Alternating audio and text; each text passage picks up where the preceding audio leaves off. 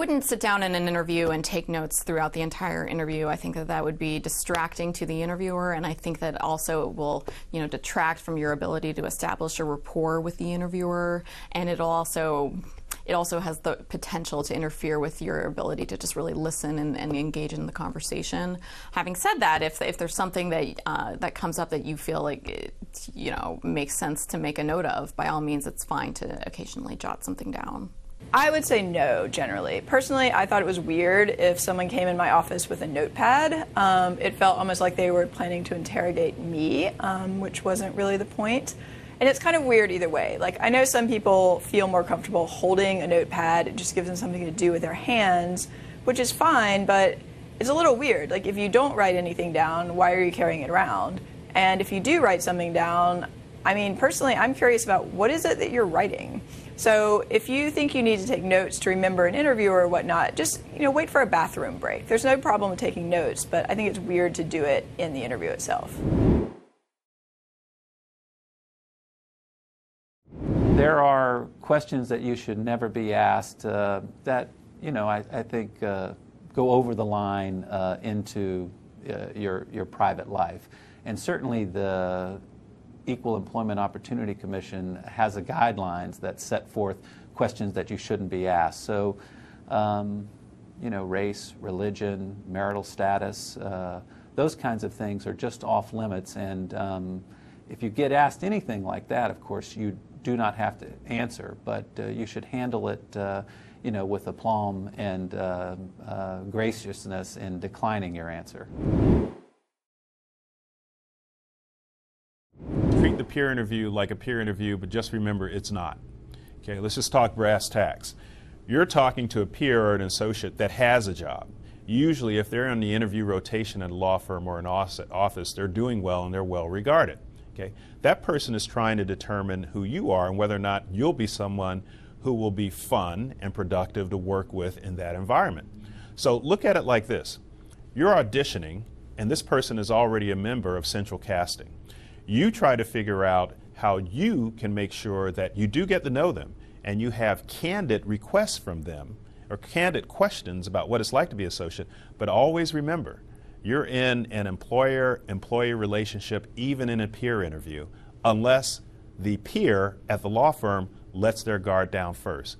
And even if they do, if they go all open kimono and candid with you, always remember that your statements and your questions may be relayed to someone else who's not as open as they are. It is a wonderful opportunity to get some additional information. This person is closest to you in terms of their level of experience, both professionally and also with that particular employer. So you may be able to get really good information from them about what it's like to be a summer associate or a new lawyer at this particular employer. And it's great to ask those questions, but you want to remember all along that this is still a formal part of the interview process. The first rule, of course, is start on the outside and work your way in. The other rule of thumb is bread and drinks, right? So let's remember that the table manners you were taught by your family, your aunt, in my case, and others attend at the interview. The other rule is the same rules that they have during interview, maybe a little more casual setting, okay? Number one, you're having discourse, you're making eye contact. Combat tactics, let's talk about some brass tack stuff. Make sure that you include everyone in the conversation. Just because the partner's there with two associates doesn't mean you spend all your time talking to the partner and trying to impress her to the exclusion of the two associates who may have an equal vote on the recruiting committee as to whether or not you receive an offer. So you should be a master of social etiquette.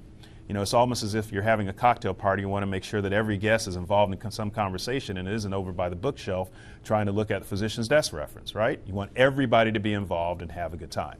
Number two, stay away from controversial subjects in the lunch interview. You've now done the on-campus interview. Maybe you've done a callback. Maybe the lunch interview is part of your callback lunch, and you're feeling really good. You had a good morning with about 2 or 3 people. You think this is where you want to be, and you're letting your hair down a little bit. Don't. You're still in an interview process. Be very careful. Finally, third thing, you know what? Order what you want. Never touch alcohol. I don't care if everybody else is getting lubed up and they've decided to order a glass of wine or they want to get themselves a margarita. Not you. You're still on the bubble. You don't follow the rule that everybody else does. If you get called back for an after hours reception, that's a different story. But at the lunch interview, here again, keep your guard up. Be on at all times. One rule, ABC, always be closing. This depends a lot on the particular employer, your level of interest in each market, and how you're pursuing your strategy with the two different cities. So I would say an example is if you're primarily interested in New York, but you're also doing some interviews in LA because you're from LA, if a New York employer asks you, are you interviewing in any other cities? If it's an employer that also has an office in LA, it's okay to say, my primary market is New York. I'm really focused on New York. I'd like to begin my career there, but I'm from LA and I'm also considering some options there, and I'm interested in your firm there. I'm interviewing with some other firms there. But again, my primary market is New York, and this is where I want to be. The explanation, it does not work. I don't know where I really want to go, so I'm keeping my options open. Well, heck, not only you're not that interested in the firm, you're not interested in coming to the city. I've got a room full of other folks that are very interested in being here, though. So you may end up taking yourself out of the mix if you're not careful of how you describe why you're interested in two cities.